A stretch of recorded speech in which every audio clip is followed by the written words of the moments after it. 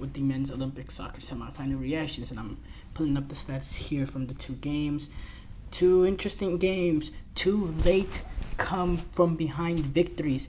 When you look at Spain going down to Morocco in the first half, but having the perseverance and the resilience to fight back and not only get the goal to level it in around the 60th minute or so, but were able to get the winner late on. And then you had France, who went down to Egypt late into the game, but were able to find that equalizer right at the end after peltering England in terms of peltering Egypt in terms of chances created, but eventually were able to get that goal through Jean-Philippe Mateta late in that game, and then at the end, in extra time, Mateta being able to get on the end of a flicked header to make it 2-1. And then eventually, actually, they won that game 3-1, actually, because there was a goal late. Michael Elise was able to get that late goal to make it 3-1, to seal the deal for Egypt. After it was actually ricocheted. That actually got ricocheted while it was being cleared by the Egyptian defender right into the path of Elise, and Elise was never ever gonna miss from there. And that set up the matchup that we get, France versus Spain, but specifically in regards to these two games, I would say when it comes to the Spain Morocco game,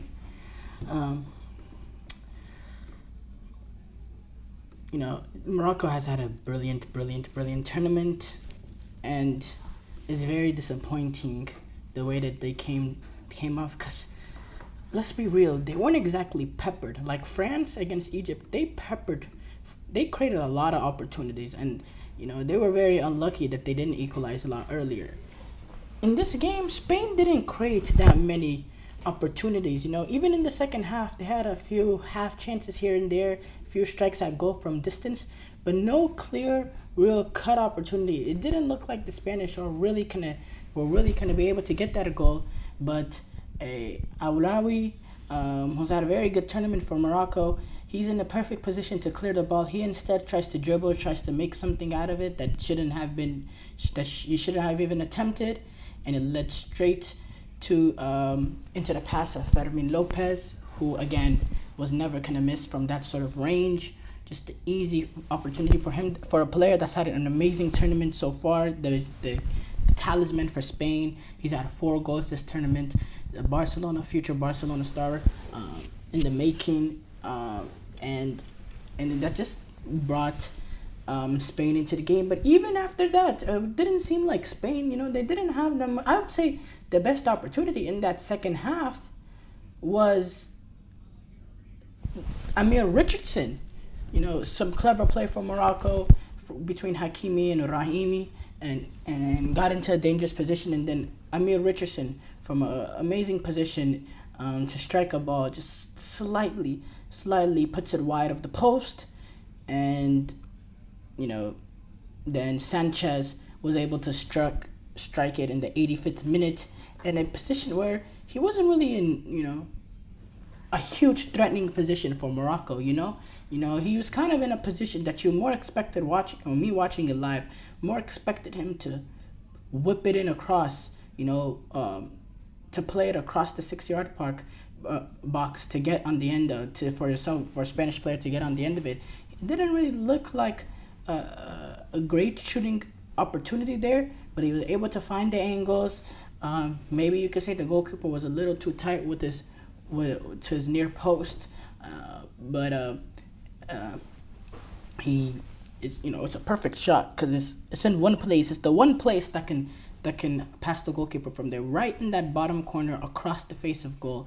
And he was able to blast it in. He put it in with real pace. And you see when people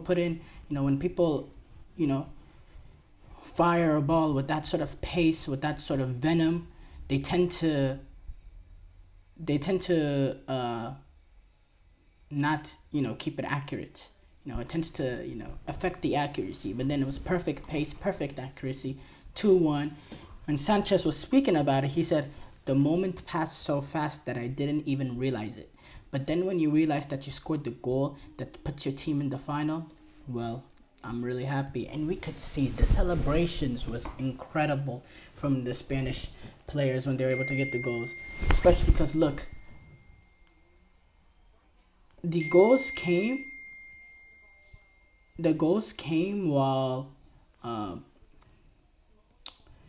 the opening goal for Morocco, really really put a dent in the Spanish team.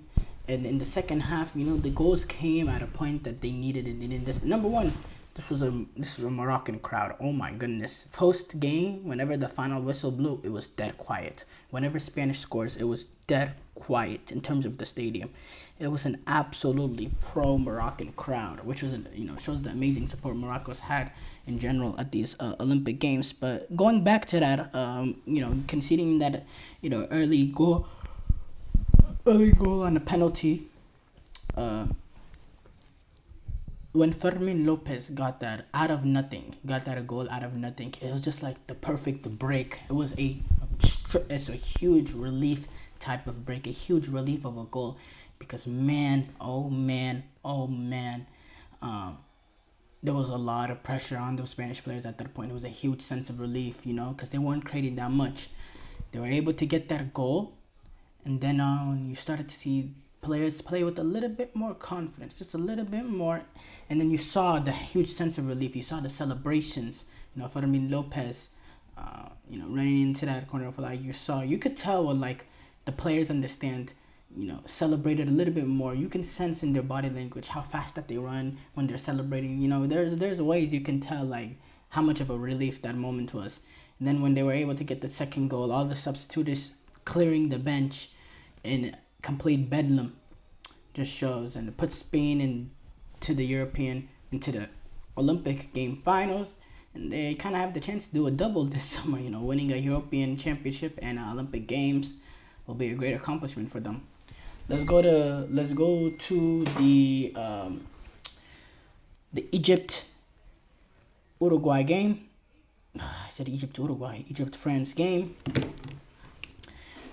Again, huge heartbreak for Egypt to lose the game in the manner that they did. Again, going up early, but then suffering that late goal,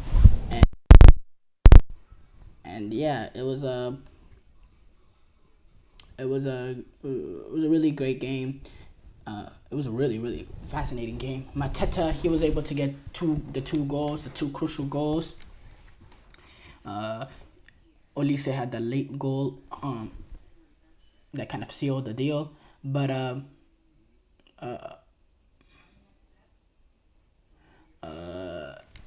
this World Cup, this Olympic Games actually, with this France versus Spain game, it's gonna be the first time a European team will win the Olympic gold medal since in 32 years, which is crazy when you look at the dominance that there's been over European teams in World Cups in the past.